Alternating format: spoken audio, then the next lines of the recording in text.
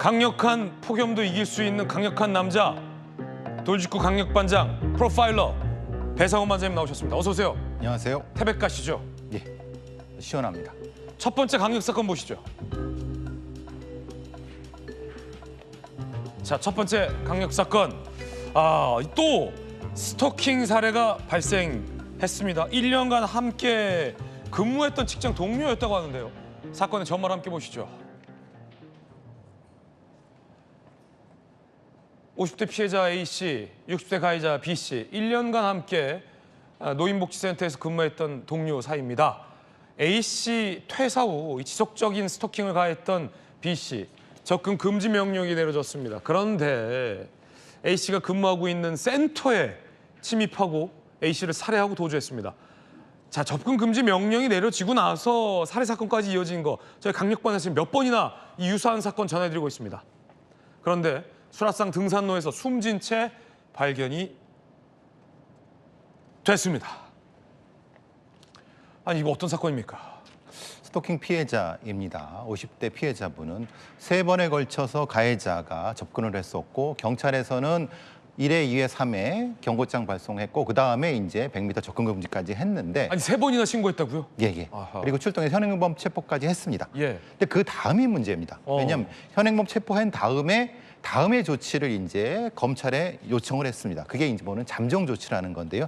지금까지 말하는 응급 조치라고 하는 것은 접근 제한이라든가 통신 제한 같은 거를 이제 경고장을 발행하는 건데 잠정 조치는 저걸 하는 겁니다.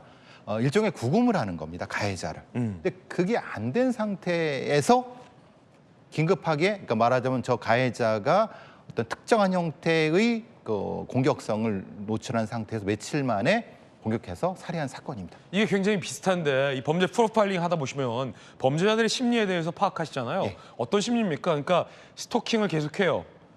한 번, 두 번, 세 번 스토킹을 하다가 결국은 들어가서 살해하는 예. 이 범죄자의 심리는 어떤 심리입니까? 처음에는 내 걸까? 두 번째, 내 거야. 이게 내 건데? 그다음에 누군가가 나를 간섭해요. 경찰이나 아니면 피해자의 가족이 화가 나죠? 근데 거기서 움츠러들면은 사실은 이게 공격성이 떨어지는데 거기서 바로 구금하지 않고 풀어주면은 이건 해도 되나? 라고 해서 공격하는. 이게 보통 그래서 스토킹의 살인이라는 것이 보통 경찰이나 이런 조치를 했는데 그 다음에 어떤 강력한 다음 조치가 안 한 상태에서 그 사이에서 벌어지거든요. 풀어지고 공격합니다. 말하자면 이 대구 사건도 그렇고 그 이전에 몇 번의 사건도 다 똑같지 않습니까? 내 건데 경찰이 건드려? 근데 뭐 나 가만두네? 확. 예. 그리고 그것은 긴급하게 바로 흉기를 사용합니다.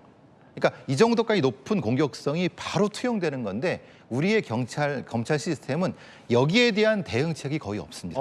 왜냐하면 우리는 구속과 불구속밖에 안 되거든요. 네. 근데 검찰이나 판사님들은 구속시키는 것 자체에 대한 매우 부담을 갖고 있습니다.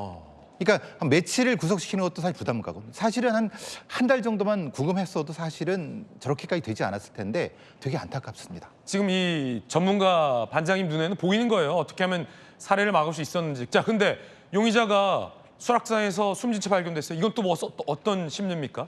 보통의 이제 그 김래아 사건이라든가 다른 교제 폭력 사건 같은 경우는 자신이 자살하지 않습니다.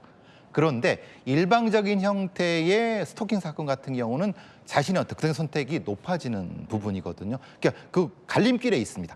그러니까 저 가해자가 스스로 선택한 건 맞는 것 같은데 사실 그 전에 빨리 잡아서 처벌을 하거나 아니면 그 전에 사실은 이 스토킹이 발생하지 않도록 했어야죠. 지금 보면 지난 5월에 두 번째 신고하잖아요. 지속적으로 연락이 온다. 그러니까 경찰이 안부를 묻는 내용이네요 하고 아무 조치를 안 했다. 이것도 좀 아니했던 것 같고 이제 신변보호 요청 세 번째로 또 들어가니까 스마트워치를 지급했지만 그 이후에 아무것도 없었다. 그리고 나서 이제 살해로 이어졌다는 거잖아요. 스마트워치라는 것은 지금 접근하는데 누르면 경찰로 가는 겁니다. 예. 근데 갑자기 공격하는데 어떻게 누릅니까? 지금 이 피해자도 자신의 백에 걸어놓고 있었다가 공격당했습니다. 아하. 그러니까 지금 스마트워치도 신체에 부착됐고 이 스마트워치가 가해자의 어떤 것과 반응할 수 있는 반응형으로 바꿔야 된다는 게 계속적인 어떤 요구인데 그게 잘 안 되는 것 같습니다. 안타깝습니다. 검찰의 판단도 아쉽고 경찰의 판단도 아쉽습니다.